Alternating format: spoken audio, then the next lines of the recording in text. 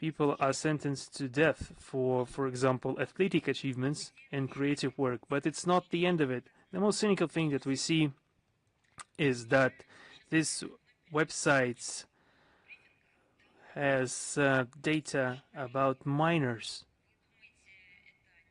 adolescents. Perhaps you might think that we're trying to alter the information, that perhaps those children have already grown. But no, information published on this website includes children, includes minors. While such cases were previously isolated in character, now children are being added in droves. Among them are not only Russian children, but also from Belarus, from Ukraine, Azerbaijan, Israel, Uzbekistan, and Moldova. As absurd as it may sound, the children are accused of attempting to violate the sovereignty and territorial integrity of Ukraine and deliberately violating the state border of Ukraine. And we're talking about children. They cannot move without being accompanied by an adult or a relative or organizer of a certain trip that are taking all the accountability for their movements. In 2025, more than 100 children and teenagers from Russia found themselves published on this website. In January this year, the database included information on 25 children aged 2 to 3. Just think of it, aged 2 to 3. In March this year, they were joined by 3 boys aged 6, 10, and 13. One of them was not even a year old when, according to Ukrainian authorities, he, quote, violated the state border of Ukraine. Is that normal? A 1-year-old child, is he providing documents or answering questions? Can he give any explanation as to why he was in that place or another? The oldest is 17. The youngest is only 5. In July this year, the name of a 17-year-old boy appeared on the site accused of illegally crossing the Ukrainian border, which he committed being 9. They tracked him. What an achievement. Such actions violate not only the international law and the Convention on Rights of the Child, but also all existing norms of morality and humanity. I would even say it in the following way. This website is propaganda of anti-morality. Children are turned into targets. Politically charged accusations are attributed to them, information is published, and are put on public display without any regard for their safety, dignity, or their future. You know, many people, when a couple years ago, when they first appeared on the website, when we saw children being featured there, many people interested in this topic and the agenda connected to Ukraine, honestly, perhaps they thought that this was a sort of a provocation. Perhaps the website was hacked, or the Kremlin hackers, the famous Russian hackers, hacked the site to marginalize the Kiev regime. This cannot be happening for real, can it? Well, it can. Let's close our eyes. Let's ignore it. Just let's think that there are no children on this website. Now we see dozens, hundreds of such names on the website. This violates all principles of international law, humanitarian law, and morality. This is a cynical, I don't know, cynical branding against minors and the deliberate creation of risks for those children and their families. Against this backdrop, the lamentations of the Kiev regime on international platforms about their concern for children's rights and their accusations leveled against Russia of violating children's rights appear cynical and even farcical. And this is a self-admittance of guilt. I also mentioned briefly the creation of Ukrainian national pantheon in the Kiev-Pечерsk Lavra. Usually I say something along the lines to journalists and other participants of the briefing who are trying to attract attention. I will warn everyone that perhaps not everyone will perhaps be able to handle it, because the things I'm about to talk about are perhaps not for the weak-willed. Perhaps if you don't find the strength within yourself to face it, I will not judge you. On July 17, the head of the Ukrainian Institute of National Remembrance and well-known Hitler admirer, and it's exactly what he is. I'm not trying to libel him. Alexander Arforov revealed some details of Bankovy's plan to create the Ukrainian National Pantheon in the territory of the Kiev-Pechersk Lavra. According to him, this memorial cemetery is not intended for collecting relics. This is the Kiev-Pechersk Lavra, after all. This is the place where monks lived as per the tenets of Christianity, where neither politics nor fashion had the upper hand, but what went through millennia, the Orthodox faith, Christianity. And now they've been saying that this is not a place for collecting relics. And this Tver also said that this will not be converted into a large-scale cemetery, according to him. Not 300 to 500 people will be buried there, but several dozen prominent Ukrainians. It's a quote.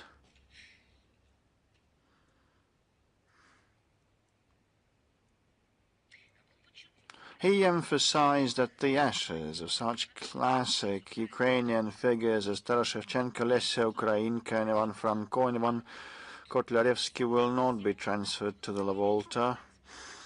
And apparently the authorities intend to give preference exclusively to those known for bloody crimes only.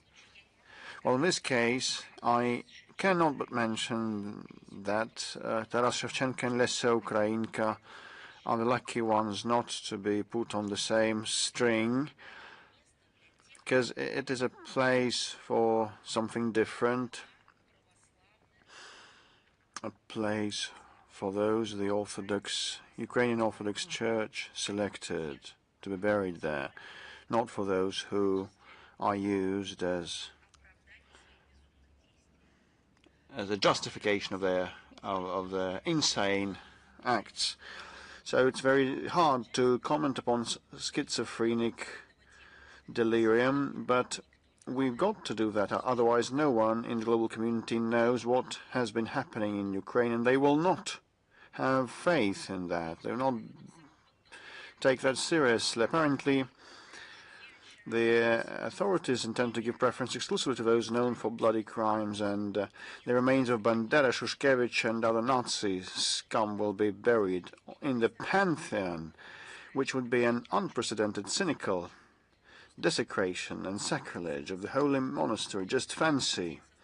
Earlier, the idea of creating a pantheon on the monastery grounds was approved by the head of the so-called Orthodox Church of Ukraine, Epiphanius Domenko, who believed that it was necessary to restore historical memory and properly perpetuate the names of outstanding statesmen and military leaders, end of quote. And this convincingly demonstrates that the schismatics who seized the Volta, or the destructors of the Orthodox faith in Ukraine, view it solely as a venue and a platform for political actions and entertainment shows commissioned by the secular authorities. It is a culinary show right amid the Lent there, and now all those indecency is put on display for Bankovaya, for those who rule in Ukraine. The Volta of Kiev has ceased to be a place to communicate with God, but instead it is a place to worship Satan. I cannot put it otherwise. And we've been witnessing the commemoration of the anti-heroes as heroes. This is this is prompted by the devil. All the above facts confirm the urgency of the tasks of denazification and demilitarization of Ukraine and the elimination of threats emanating from its territory. These goals will be certainly achieved. And now let's look what causes the utmost hatred of the Kiev regime. The Kiev regime is suffering defeat not only on the battlefield but also on the language front, despite unprecedented oppression. Russian-speaking residents of Ukraine, who constitute the majority, continue to think and communicate in the great and powerful language of their ancestors, of their childhood, of their parents, of their schools, of their books. In desperation, the Zelensky regime is intensifying not popularization of the Ukrainian language, but instead intensifying repression. Old school, bricks and mortar, worth possible repression. On the 15th of July and the 22nd of this year, bills were submitted one after another to the Verkhovna Rada, proposing amendments to more than 2 dozen laws aimed at tightening language legislation. The bills stipulate the inadmissibility of the use of Russian in extracurricular education, private educational institutions and children's recreation activities, public performances, screenings of works and the reproduction of phonograms and video clips in the language of the aggressor state are barred and prohibited. What about the official language of the United Nations? Is it possible? Oh, probably it is. So this is self-deception. They are blind-ended. So they look like a dog that has bit its tail and spins around its own axis. So it is prohibited. Something that is so dear for millions of people. Fines for individuals are expected to increase to 17,000 hryvnias, which is 30,000 rubles for the first offence, and more to come, 25.5, which is 44,000 rubles for repeat offences. This is despite the current subsistence level in Ukraine is 3,200 hryvnias. So this is just penalizing the use of mother tongue. You know, just recently I just had to watch an interview of a former music performer who used to perform in this country, being a national of our country. I cannot say whether he has given up our nationality or not. So he used to be popular in this country. And later he left Russia and he decided to support the Kiev regime with, what do you think? And this is about someone who composed and performed songs. This is an anti-utopia, a dystopia that could hardly be fancied by any futurist. He decided to support Ukraine and back the Kiev regime by not singing songs in the Russian language. So he has been composing them in Russian for decades, performing and earning and building his own subsistence and providing for his family. And he has probably been receiving some royalty.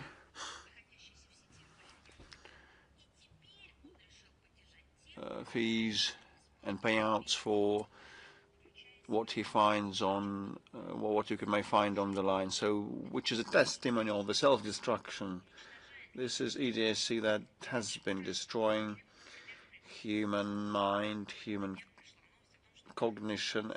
Like another breaking news coming from the Baltics, you cannot sing songs in the Russian language now. and their public figures who became stars thanks to these songs in Russian are now banned from from playing these songs and singing them. This is a werewolf nation, a werewolf state. So, for legal entities, fines of up to 170,000 hryvnias are planned for the public performance of Russian language music in retail, catering, and service establishment. Particular attention is being paid to expanding the powers of the language ombudsman, a pillar of the repressive mechanism built into the system of the state institutions. This punitive body encourages snitching and employs a vast network of, I can call them agents or spies or whistleblowers. What are they? Who are they? Well, the most interesting thing is, well, that the repressions and snitching and persecution and an inability to promote one's own national component were the reasons for them to break away from the USSR, the origins of their breaking away from the USSR. In our country, they were not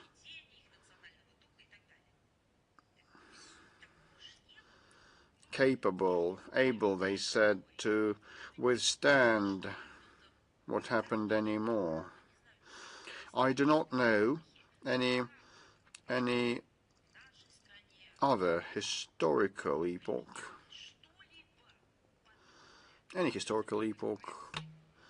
that would see something similar to such punitive measures applied in this country. So this is what they ended up, where they ended up. And they make their own nationals. They compel to reject our music and the books, the works of art, works of literature. They ban them and bar them from that. Special heed is paid to expanding the scope. In the first half of 2026, language ombudsman Elena Ivanovska received 1,378 complaints about the use of the Russian language. They don't have any other issues outstanding. Their economy is booming and blooming, and their technology is state-of-the-art, and they've got public concordia and consent, and everybody kinda is envious, and now they decided to ban mother tongue. And this Sprechenführer office said that it's 12 denunciations more than year on year. A third of the violators live in Kiev, followed by Odessa, Kharkiv, and Dnipropetrovsk. Well, for Ukraine, with a population of 25 million, whose population is by no means averse to the Russian language and communicates fluently in it, these numbers are negligible, you know, around 1,000. So it's negligible. The level of institutionalization of the repressive instrument, which violates both the constitution and the country's international obligations, is horrifying. The agency's official website cites several illustrative examples of how language wardens harass Russian-speaking citizens, primarily teachers, who at great personal risk selflessly ensure children's right to education, communication, and development. Still, those kids cannot gauge their child's mindset against the novel developments of the Ukrainian legislation and they speak the language that is their mother tongue. On the 3rd of June, a coach at a children's sports section in Kiev was fined 5,000 hryvnias. His crime, so to say, consisted of, I quote, using a non-state language during classes with children as well as during discussions regarding the training schedule, costs, sports equipment and rules of conduct of the classes. What comes next, I wonder? They're gonna look which numbers are used. It's Arab numbers will be banned.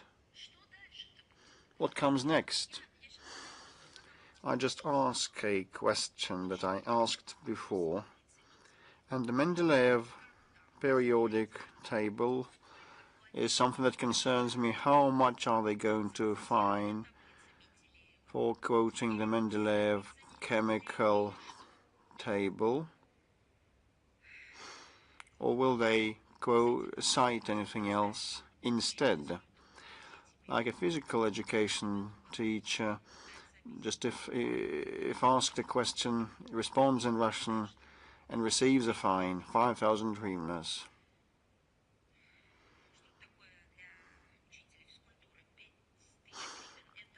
And for them, 5,000 hryvnias is 2/3 of their salary. Why? What for? On the 6th of June, it was reported that a similar offence was being charged against a coach, the children's and youth sports school in. Как он смел в течение года использование негосударственного языка в образовательном процессе при исполнении служебных обязанностей.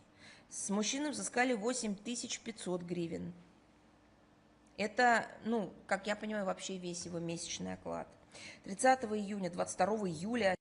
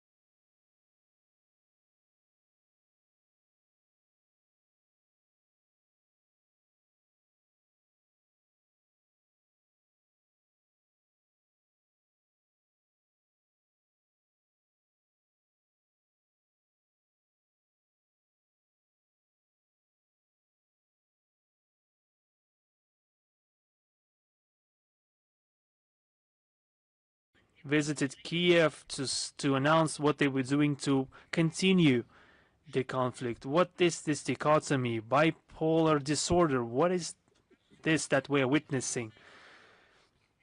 Lie to me once, shame on you. Lie to me twice, fool me once, shame on you. Fool me twice, shame on me. I don't know. Perhaps there's an expert commentary contained in this report. We would also like to share our own ideas, because although we doubt that the report authors and experts possess objective data. And let's talk about our relations between Russia and the UK. I will try to stay civil.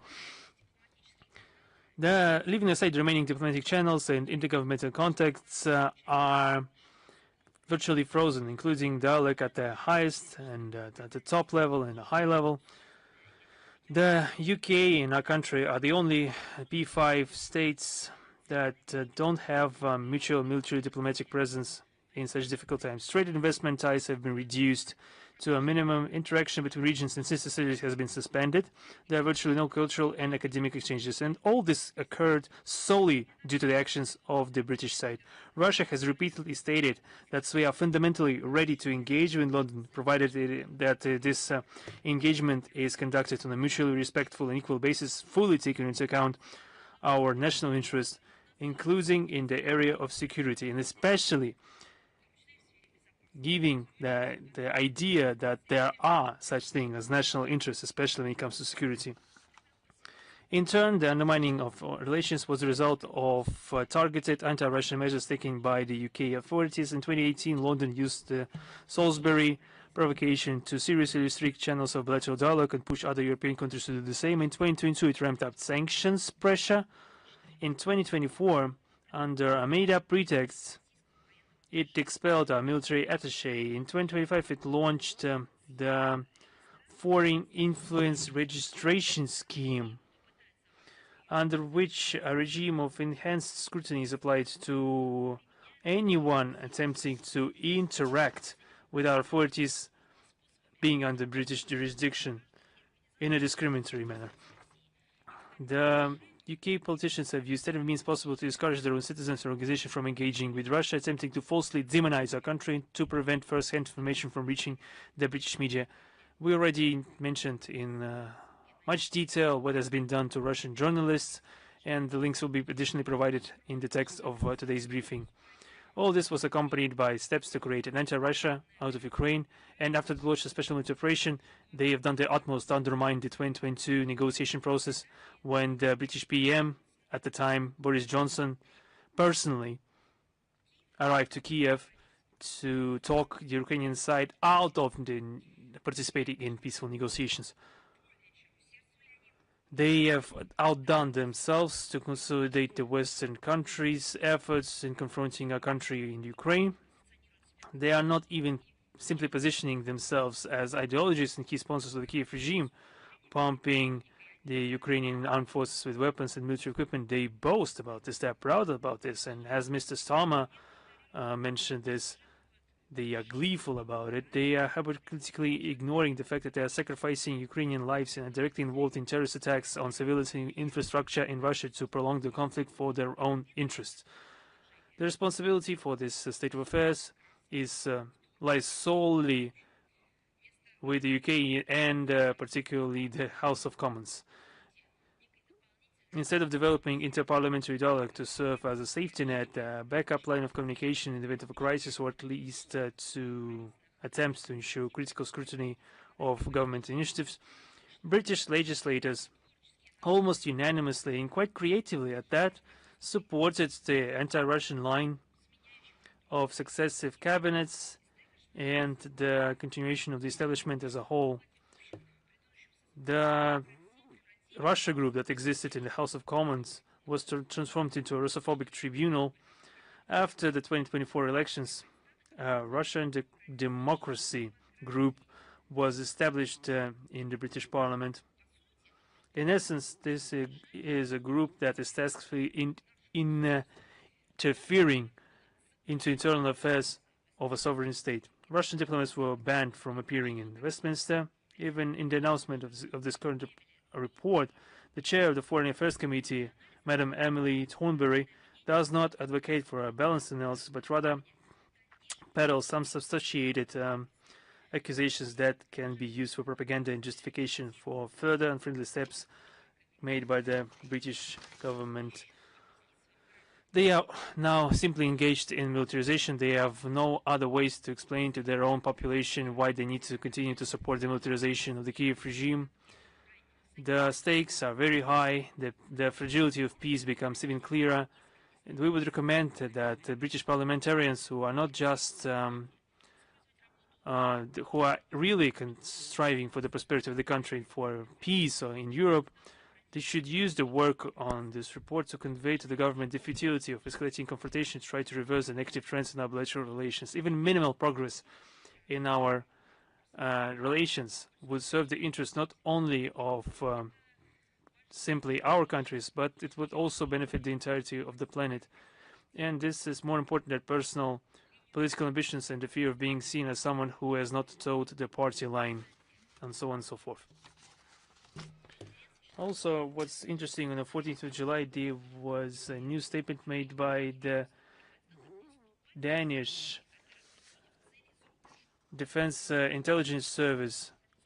They released a statement announcing its offensive hacking operations against targets abroad, including hacking into information systems and infiltrating the personal mobile devices of foreign citizens. Just to think of it, it was the West that was accusing all those actors, including China and DPRK, of hacking operations against the foreign citizens. And now it turns out this is a new norm for the West, that they, not only military intelligence services of Denmark are not only doing it, but are also publicly informing everyone about it. The statement outlined the agency's plans to expand its malicious capabilities in the field of information communications technologies. I would like to remind everyone this agency operates a training center for specialists tasked in cyber attacks against undesirable sovereign states, aptly named Hacker Academy. I've always asked myself a question: are the hackers strictly the people that have been appointed by Kremlin, or are there any other types of hackers? And now it turns out that the hackers are officially employed by authorities, for example, in Denmark. In an interview with the Person newspaper on July 15, the head of cyber operations of the Defense Intelligence Service of Denmark, Mark Fidel, openly admitted that the main targets of such attacks are Russia and China. Denmark's destructive cyber activities are not limited to this. Copenhagen provides practical assistance in the digital sphere to the Kiev regime and has contributed to turning Ukraine into a springboard for cyber attacks. There are specific instances of the criminal group IT Army of Ukraine using Danish territory for malicious activities against Russia, as well as some attempts to fraud Russian citizens emanating from Danish IP addresses. Official appeals sent by the Russian embassy in Copenhagen to the Danish authorities regarding these matters, citing evidence of this illegal activity, have been ignored. Against this backdrop, Copenhagen's regular and founded accusations against the Russian Federation of alleged involvement in certain malicious activities in the information space appear absurd. The true motive behind such propaganda campaigns is to ramp up Russophobia and panic sentiments in society to justify hostile anti-Russian policy, serving to expand the powers and budgets of the intelligence services and agencies, and incurred exorbitant expenditures directed to the militarization of Denmark. Now on some more beautiful things, we noted another yearly Europol report on the trends and evolutions of the terrorist threats in the EU, and regards some of these parts concerning the situation in Ukraine. I would like to point out that although the mindless repetition of anti-Russian slogans in the document, as they say, narratives, doesn't do any credit to European law enforcement professionals. However, they are again and again parroting, regurgitating anti-Russian narratives. They are still doing everything that we warned them against. the situation in Ukraine that the European Union bears full responsibility for through actively supporting the corrupt and criminal Kiev regime. This whole crisis is backfiring against European security. The Europol states that war could facilitate the acquisition of specialized skills by extremists, the legal traffickers of weapons, and misuse of migration flows, and the further division of EU society. Without corresponding intent, the European police officers have exposed their own authorities, namely the leaders of the European Union, France, Germany, and other EU member states, who are doing everything in their power to ensure this conflict continues. They publicly declare that keeping the Kiev regime afloat is their top priority. Pumping Kiev with weapons, which is then resold by corrupt Ukrainian officials to criminal and extremist groups, is also their priority, despite the fact that those weapons are already starting to turn up in European markets. The Europol identified growing threats for ordinary citizens, being the main group that is paying for these self-destructive policies, contrary to their own national interest. They designated as collateral damage. Now on the situation in Moldova. The developments in Moldova confirm that what we have repeatedly stated: the so-called European project of its leadership is leading on the one hand to a decline in the well-being and the livelihood of its citizens, and on the other hand to a severing of ties with Russia and other CIS countries, which only worsens the domestic economic situation. The Moldovan authorities are not toning down their anti-Russian rhetoric. Just on July 21st, the new Prime Minister, Mr. Tver, speaking about the urgent reforms needed in the country, stated that it won't help anyone if we carry out reforms now, painful but necessary, and then the Russians, only for the Russians to come and win the elections. You already said that there are no Moldovans anymore, only Romanians in the country. What is this verbal apocalypse that we are hearing from Sandu and her henchmen's cabinet and offices? This is how the new government cares for the well-being of Moldovans. Eager to please its sponsors, Chisinau supports any anti-Russian attempts to any anti-Russian actions carried out by Brussels. On July 13th, the country's leadership joined the so-called coalition of the willing, the union of countries that are preparing armed intervention into Ukraine. According to official information from the Moldovan presidency, participation in the sanctions has been is legally compatible with the status of neutrality enshrined in the constitution, since other neutral states such as Austria and Ireland are also members of this coalition. A genius type of logic. Just take it, just note it, just think about it. They just to give an example, they are not committing criminal acts for express purpose because others are conducting the very same activities. What law does this emanate from? What logic that provides for that?